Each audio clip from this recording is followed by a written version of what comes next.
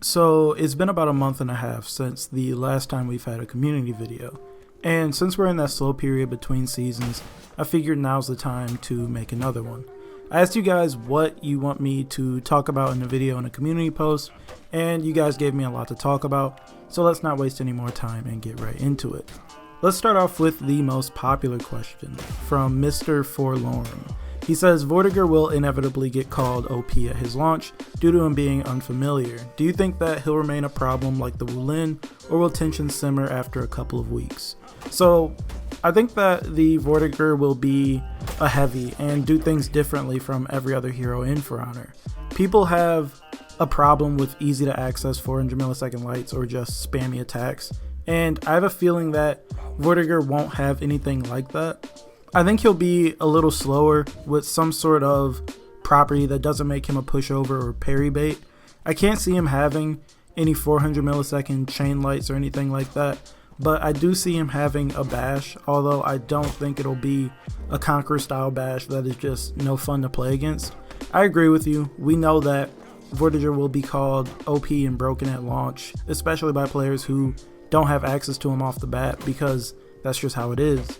Any new hero would just be called OP just because they're new at first, but I think that the tension will subside over time, unlike with the Wulin. I think it's up to Yubi to really be on the ball this time around. If anything is out of hand, they need to address it quickly, or acknowledge it at least within the first 2 weeks or so that we can hear their stance on it. As I said before, I sort of wish we had some sort of private test or public test or something to play the new hero for a little while so that we could provide feedback, but I mean, we're only 2 weeks away now, so that's not going to happen. Next up, Papa Pred says, do you feel that there's a major disconnect between the For Honor PC and console communities? I've noticed it very much between you and Kenzo that the console players tend to disagree immensely over what is broken or cheap in the game, especially regarding the Wulin. There is without a doubt some sort of disconnect between the PC community and console community, and it's really because of how different each version of the game feels. I won't go too deep into this as I talked about it in my console feels like an afterthought video, but you can't get away with things on PC that you can get away with on console. The things that feel cheap on console don't feel cheap on PC. Things that are relatively safe to throw out on console aren't safe on PC, for example, a Kensei or Warden Zone. Fighting the Wulin really isn't a big deal on PC, and I really mean that.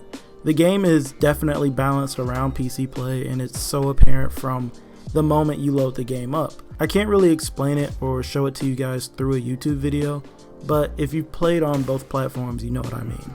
I do think that both sides do need to hear each other out a little better rather than belittling each other for no reason. Alright, Thrash03 asks, do you think single pick should be a thing in all game modes, or do you think it's unfair to people who only play one character? I think single pick should be restricted to ranked modes and brawl only.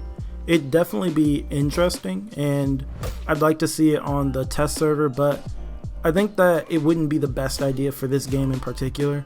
You don't want to take away from anyone's fun, especially those who are one tricks. Even if you're not a one trick, 2 or 3 of your favorite heroes could get picked, and then you're stuck with a hero that you've never used before or just don't want to use, and you'll just drag your team down, or worse, just back out of the match. It would also suck if you're trying to finish orders really fast for the hero you're trying to rep up, or if you main a popular hero. Again, in ranked play, it's fine, but in casual, where people are just playing for fun, I don't think it's the best idea. Spanglish PR123 says, what would be a happy medium for both fast attacking gameplay and patient defensive gameplay styles? Ubisoft sped up For Honor's gameplay from its original state because many players did not like the turtle meta. Implementing 400 millisecond attacks was one method they used, but that itself caused disdain and backlash, especially on the console community. Now many dislike the faster gameplay style that For Honor seems to be heading to. So what change can Ubisoft implement to satisfy both crowds? Honestly, there's not too much they can do. The only thing I can think of is for them to figure out some way to have attacks go in between the 100 millisecond intervals, like having a 466 millisecond light attack or something. 400 millisecond lights may be annoying, especially on console, and I may not like them, but they do have a place in the game since technically they're supposed to be unreactable. Cabinary K goes, do you think this game could use a social hub, sort of like Destiny? A place to team up, check out each other's customizations, pick up orders, and buy gear. I just think it'll make the game feel more alive than looking at a menu all day. Each faction could get their own hub and have unique orders like in Destiny.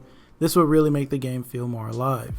I actually think that having a social hub would be great to have in this game, and I'd love to see it in the same way that Call of Duty added the headquarters in World War II, so that you could show off your outfits and have a few low tension fights for everyone to watch.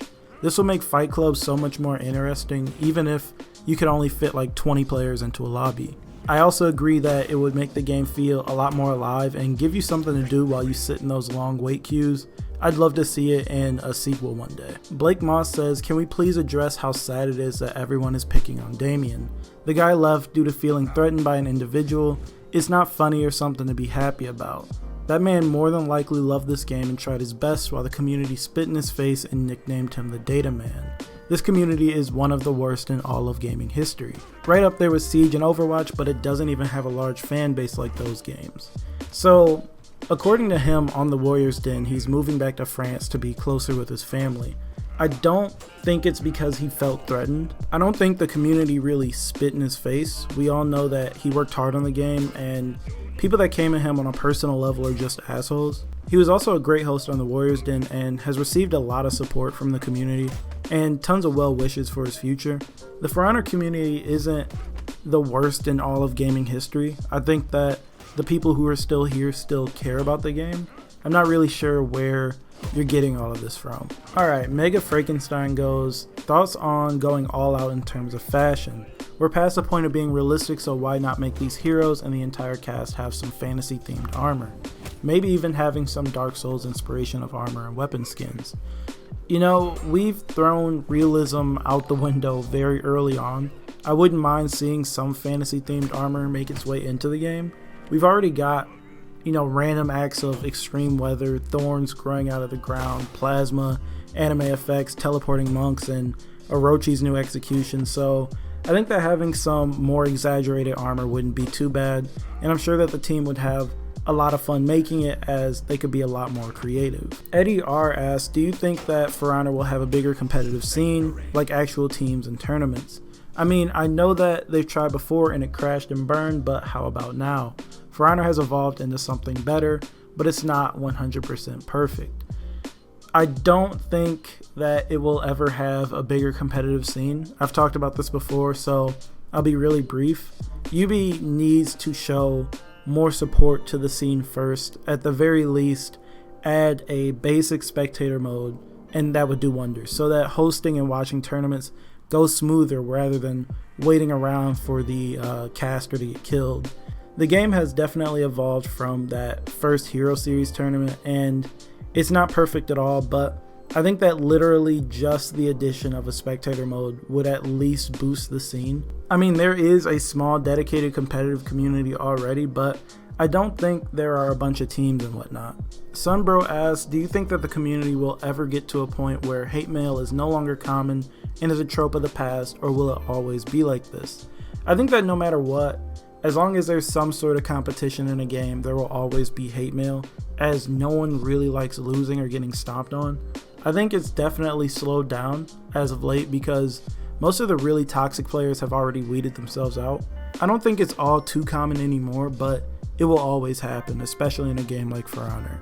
I want to quickly address all the questions about my thoughts on a For Honor 2 and the future of this game really quickly.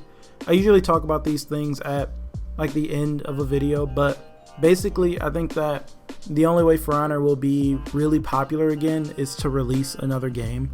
DLCs and expansions and year passes are cool, but the only way you'll generate a ton of hype is by releasing a brand new game. We have no idea how well For Honor is doing in terms of sales or profits or anything like that, but I do think that For Honor 2 is possible. If this game wasn't somewhat successful, we wouldn't have gotten 3 years of support.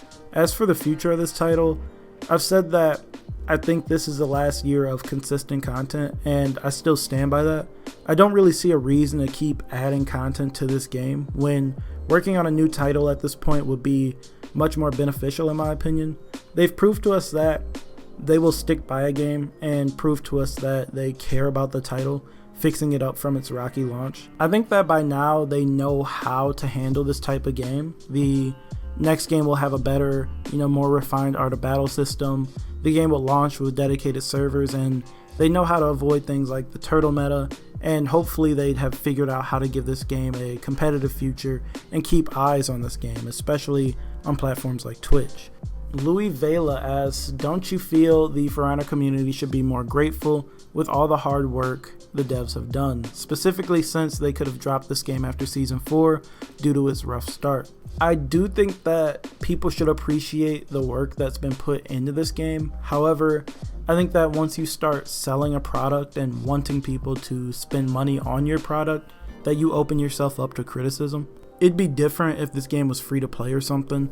I think that there are people who just hate to hate, which is just unnecessary, as there really has been a lot put into this game. As you said, the dedicated servers and year 2 and 3, although I think year 2 really opened itself up to get heat after season 6 and 7. I'm not really sure if grateful is a word I'd want to use, because this game is using that games as a service model and constant updates and improvements on the game are expected.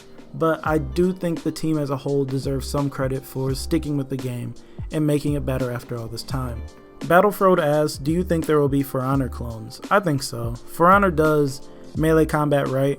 I don't think there will be a one-to-one knockoff, but I know that another game will use For Honor's Art of Battle for influence. I believe in Ubisoft to make another game, but I'd love to see another studio tackle this almost unexplored space, as competition is always good for us, the consumer, as it forces the best out of companies to try and sell us the best product possible and not rest on their laurels. It doesn't even need to be medieval combat. It could be any sort of close counters brawler. A super popular suggestion has always been Star Wars. If EA tried to emulate what Ubisoft has done with For Honor in some sort of Battlefront spin-off, it would be an almost guaranteed success. Quietus says, make your own tier list video. So I actually won't ever do this. I don't have the experience necessary to make an accurate tier list. Sure, I've been playing the game for a really long time, but I'm not like one of the tournament players who have tested out tons of things and practiced for countless hours against other tournament players. Tournament players have a much better understanding of the game than I do, and I tend to agree with Setmix's tier list, which, if you haven't seen it already, is on For Honor's competitive subreddit. Scott Fast asks, do you think they will bring back the voice interactions in the upcoming season or in the future? I think they will, or at least I sure hope so. The first iteration of the responsive dialogue system was sort of a joke, as it really was just lacking in almost every department. Compared to the current voices in the game, they were just far inferior. The concept and the idea was cool, and it could really have a place in this game, but only if Ubi can get actors that can match the quality of the originals, and if the lines of dialogue fit the characters. Yaden470 asks, what is your favorite game of 2018? It's a tough one because I had a lot of fun with games in 2018, but none of them were like clear standouts. There was Red Dead 2, Smash Ultimate, God of War, Kingdom Come, and even Far Cry 5 was fun. And while I think that God of War was the best game of the year, my favorite was Red Dead 2 just because I love the Red Dead franchise.